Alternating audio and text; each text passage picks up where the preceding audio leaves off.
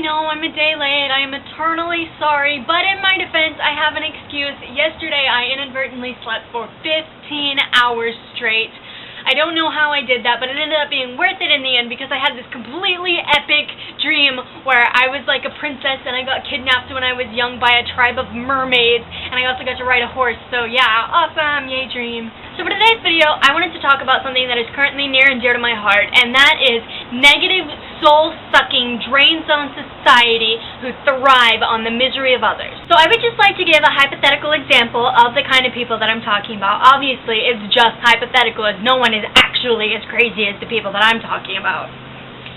So in my hypothetical story, there might be a family that lives in, I don't know, Missouri.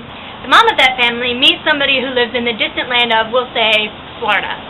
So that woman and one of her daughters then abandons everything, school, family, work, friends, everything, so that they can move down to Florida and live with that man. The two of them put up with him and his evil, conniving, two-faced, backstabbing family for about 3 years, but as so often happens with relationships that begin online, the mom eventually decided to cut it off, figuring that it was probably better to live a single life than to continue to live with a 50-plus-year-old man with the maturity of a fetus. The next thing you know, in this completely hypothetical example that is in no way based on reality, the man suddenly goes completely insane. He starts doing things like throwing himself backwards onto a table so that he can claim the woman assaulted him, attempt to file a restraining order, try to steal the daughter's car because it happens to be under his name, claim the two of them sent thugs to beat him up, etc. So, of course, his family completely backs him up, believes everything that he's saying about the mom and the daughter because they themselves are such negative people that they can't even comprehend that there is such a thing in the world as a positive person. It's so far outside the realm of their experience that they can't even comprehend that it's something that exists.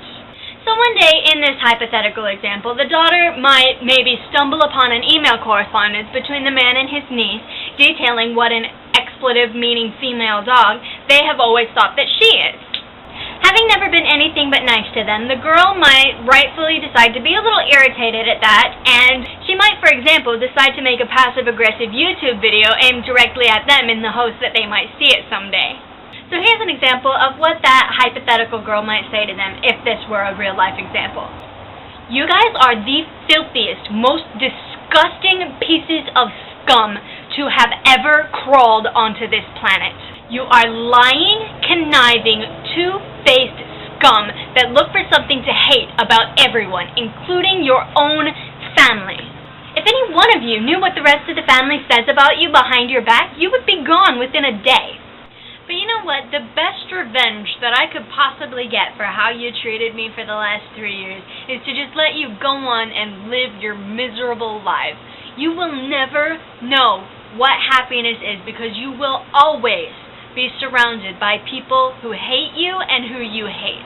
So excuse me while I go on and live a completely happy, healthy, successful life without you in it, is what that hypothetical girl would say. So in response to your question, Sarah, the interview seemed to go well. I should be getting a call by Monday telling me whether or not I got it.